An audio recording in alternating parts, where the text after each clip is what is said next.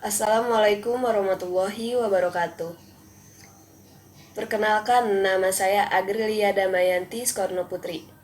MPM 18106310 746 dari kelas 5A PJKR. Di sini saya akan mempresentasikan manajemen sistem dan administrasi olahraga.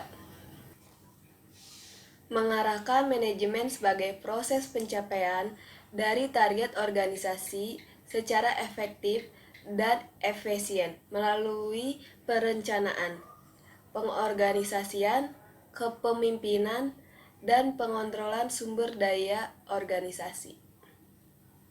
Manajer adalah seorang yang aktif secara khusus dan merupakan bagian dari proses manajemen.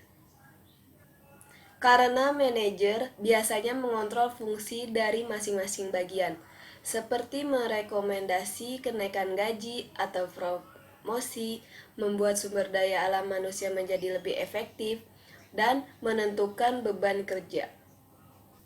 Struktur manajemen organisasi harus menjelaskan pendelegasian, wewenang, dan tanggung jawab.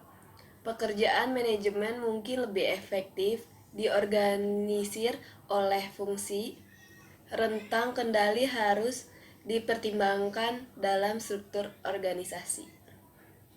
Yang pertama, mengidentifikasi tujuan organisasi.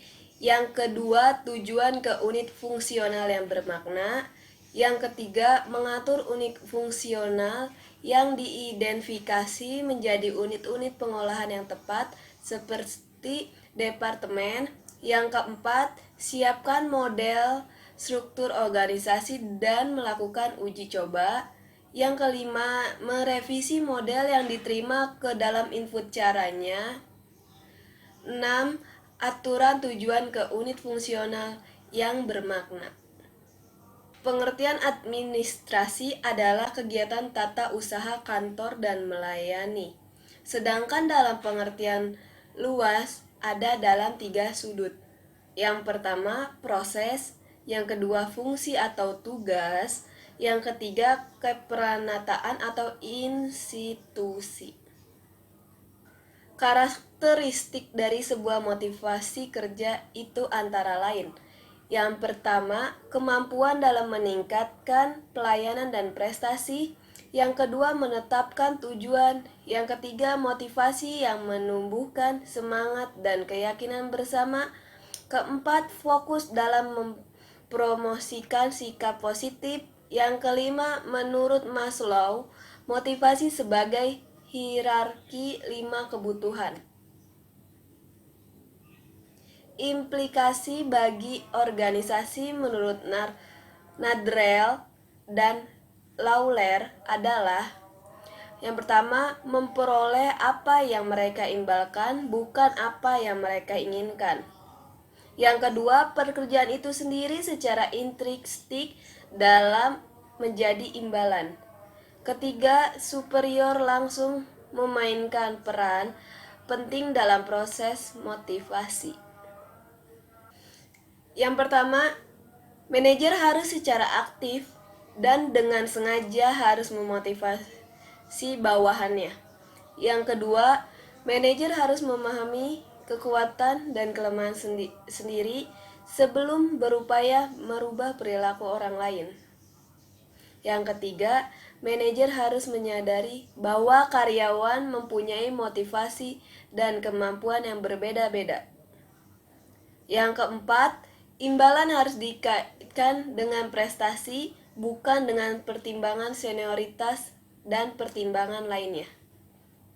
Yang kelima, pekerja harus dirancang untuk memberikan tantangan dan variasi, dan bawahannya harus menyadari apa yang diharapkan dari dirinya.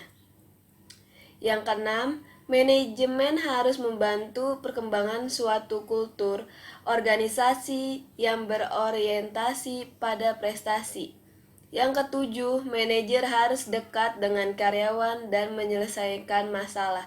Yang terakhir, kerjasama aktif karyawan harus diusahakan untuk memperbaiki keluaran organisasi. Administrasi adalah segenap rangkaian penyelenggaraan dalam setiap usaha kerjasama sekelompok manusia untuk mencapai tujuan. Administrasi adalah proses kerjasama antara dua orang atau lebih berdasarkan rasionalitas tertentu untuk mencapai suatu tujuan. Administrasi adalah suatu proses penyelenggaraan pengurus segenap tindakan atau kegiatan dalam setiap usaha kerjasama sekelompok manusia untuk mencapai tujuan. Administrasi adalah suatu proses keseluruhan dari sebuah kegiatan bersama. Yang pertama, adanya orang-orang. Yang kedua, adanya pedoman atau petunjuk. Yang ketiga, adanya kegiatan-kegiatan. Yang keempat, adanya kerjasama. Yang kelima, adanya rasionalitas. Yang keenam, adanya tujuan hendak dicapai. Sekian yang bisa saya presentasikan. Mohon maaf apabila ada kesalahan. Wassalamualaikum warahmatullahi wabarakatuh.